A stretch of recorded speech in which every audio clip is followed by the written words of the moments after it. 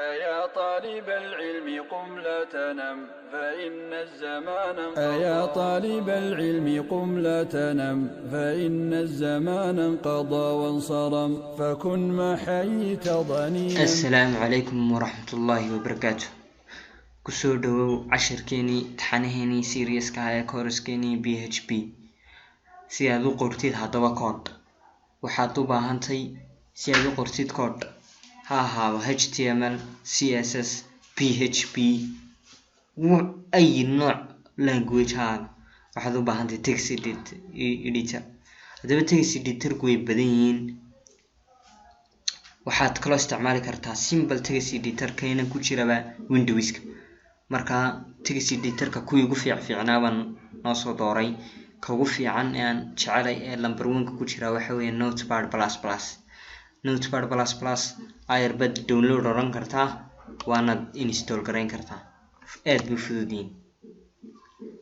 waxa kaloo jira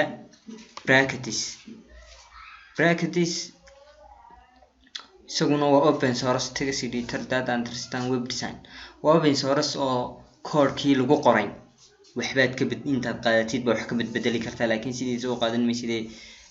dadkana oo soo bandhigaysa marka waxa la open source oo wixii aad wax ka bedeli kartid. teeda labaad kan aad buu isaguna qurux badan yahay waa arkaysaa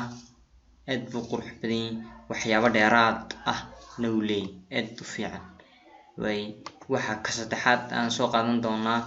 Komodo Active State Komodo marka kanna waa text editor kuugu fiican buu ku jiraa ka doonisid ayron ba download oranaysaa inta kani create account buu kule account iska samayso kabacdina download garay oo soo yara socda download garay markaad account ka samaysid. keena ugu dambeeya waxa weeyaan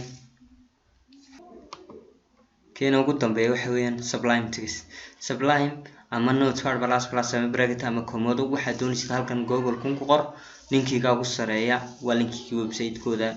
oo ku geeyay marka imka dhigay text editor-kiska waxa kamid ah Sublime Text, Atom, Visual Studio, Film, Bracketis, Notepad++, Emacs, Komodo Edit waxa soo dhanba kamid ah. walibana waad si baari kartaa 10 ugu sareeyo kale waxoo dhan text editor marka waxa la soo saaray kan C++ iyo Python baa lagu qoray languageska 2018 baa la soo saaray 11 sano ka hor. Sublime HQ license marka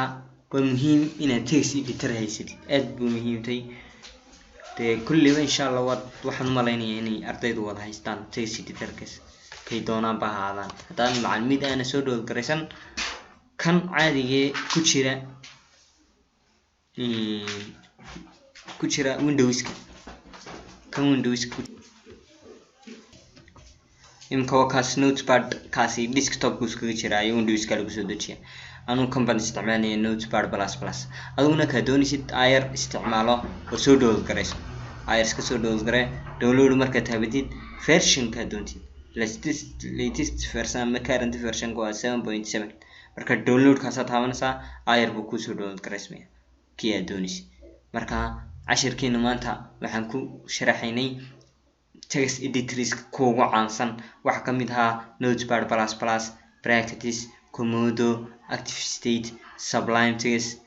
iyo ka doonaysid marka Google ka search soo download gareyso install kuna waa next aad buu fududiyay insha Allah waxay idin ku adkaadaan xaq hoose